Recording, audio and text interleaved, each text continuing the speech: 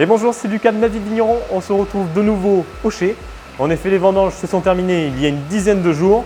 Et je vous invite d'ailleurs à aller voir la vidéo que j'ai tournée l'année dernière. Je vous affiche tout de suite le lien dans la description ou sur la vidéo. Ce qu'on va parler aujourd'hui ici au chai, ce sont les fermentations alcooliques. C'est une étape clé dans la vinification d'un vin rouge. Voilà, donc du coup, comme je le disais, les vendanges sont terminées il y a une dizaine de jours.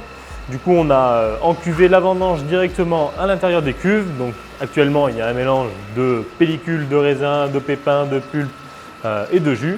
Et tout ça, ça forme le mou. Et donc actuellement, ce mou est dans les cuves. Et notre rôle, ça va être d'extraire la couleur et les arômes, mais aussi de le faire fermenter. Pourquoi le faire fermenter? Tout simplement parce qu'on est sur du jus de raisin au début et on veut que ça devienne du vin. Donc notre rôle, c'est de le faire fermenter. Et donc, pour le faire fermenter, qu'est-ce qu'on fait? On ajoute des levures, les Saccharomyces cerevisiae pour faire la fermentation. Voilà. Et du coup, durant toute cette étape de la fermentation, notre rôle, c'est d'essayer qu'elle se déroule comme il faut pour que tous les sucres soient transformés en alcool.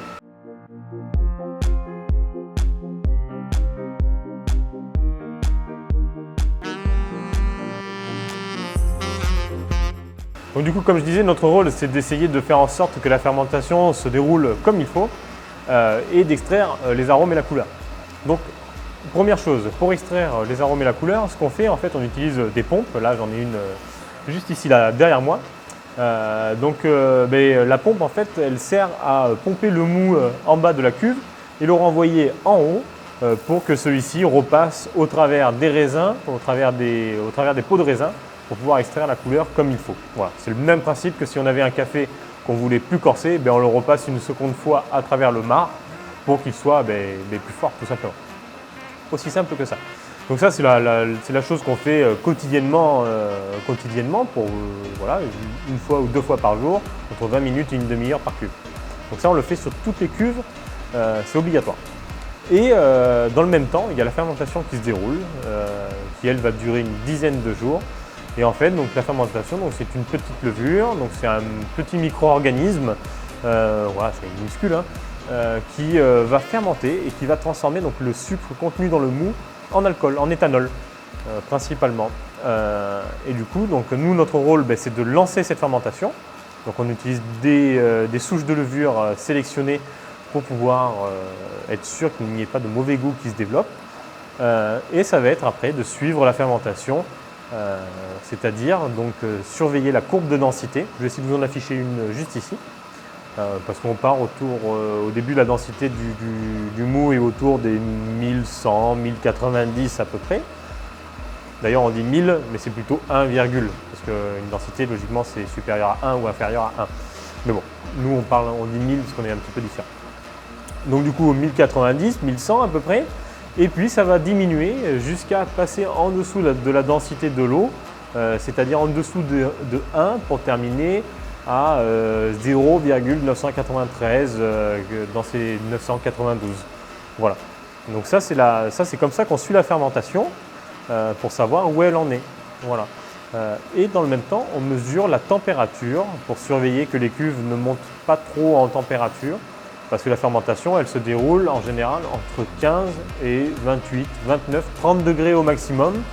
Parce qu'au-delà, la levure à l'intérieur du mou ne va pas forcément pouvoir résister à des températures supérieures. Et si elle meurt, à ce moment-là, la fermentation n'est pas finie, elle est incomplète et du coup, il reste du sucre dans le vin. Et nous, dans notre vin au final, dans notre produit final, on n'en veut plus du tout. Voilà, donc c'est comme ça qu'on suit la fermentation.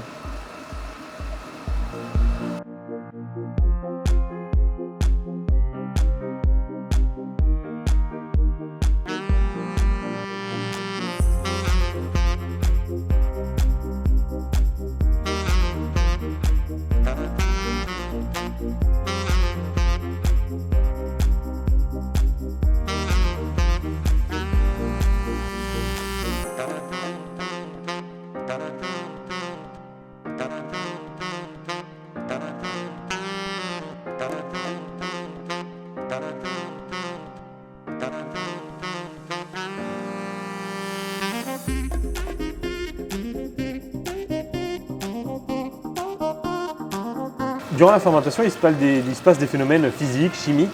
Donc le principal, c'est le sucre qui est grignoté et qui se transforme en éthanol, en alcool. Mais dans le même temps, la levure va faire autre chose. Elle va notamment produire du gaz carbonique, du CO2. Et en fait, ce gaz carbonique, il va se concentrer à l'intérieur du mou. Nous, on va chercher à le faire s'évacuer en partie, on ne va pas la totalité, mais le faire s'évacuer en partie pour que la fermentation puisse continuer et que les levures ne soient pas asphyxiées. Donc ça, c'est le gaz carbonique qu'on essaye de faire sortir. Et puis dans le même temps, on essaye aussi d'apporter de l'oxygène au mou parce que l'oxygène va être intéressant pour la fermentation. Et aussi pour le vin, l'oxygène va rentrer dans d'autres procédés chimiques à l'intérieur du vin qui vont être intéressants pour la couleur, pour les arômes. Ça nous intéresse aussi. Donc du coup, on fait des remontages comme ça, où ici là, dans mon cuvier en béton, on a une petite rigole. Et en fait, le vin va couler dans cette rigole, permettre de dégager le CO2 et en même temps, par barbotage, ça tombe et ça fait des bulles et du coup il y a de l'oxygène qui se dissout à l'intérieur du mou et qui va repartir dans la cuve. Voilà, donc ça c'est le principe du remontage à l'air. Donc ça c'est pour mon cuvier en béton. Dans le cuvier en inox, de l'autre côté, j'ai un grand bac avec une sorte de cascade et qui a le même principe, mais voilà, ici c'est déjà fait en dur devant les cuves.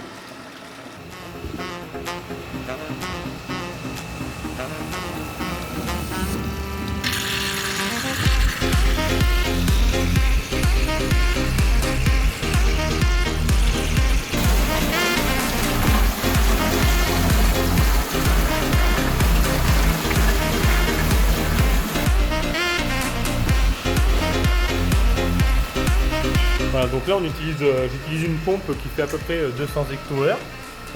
Donc là je pompe le mou qui s'accumule au bout de la rigole. J'ai un petit contenant de 3-4 hectos. Et je le renvoie dans la cuve. Et du coup, comme vous pouvez le voir, mais là sur ces images, je suis en train d'essayer d'arroser en fait le marc, le chapeau de marc, le chapeau de raisin qui se forme à la surface, là, qui essaye de flotter au-dessus du mou. Voilà, j'essaie de l'asperger pour bien mouiller partout, pour bien que le jus passe au travers de l'intégralité du chapeau de marc et pas seulement à un endroit. C'est comme ça qu'on essaye d'extraire le maximum de couleurs, le maximum d'arômes et de fruits, pour obtenir un vin de la meilleure qualité qui soit. Donc là, on va surveiller que les fermentations se déroulent bien jusqu'au bout.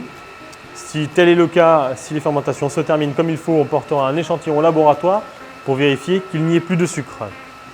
Si jamais il n'y a plus de sucre, à ce moment-là, on goûtera toutes les cuves une par une pour voir si l'extraction est terminée et s'il faut arrêter la macération ou non.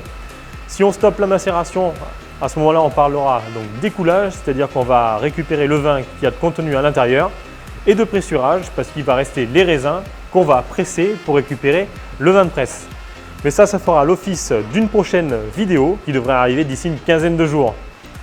En attendant, n'oubliez pas de boire un verre de vin ou deux, ça ne tient qu'à vous. Ciao tout le monde.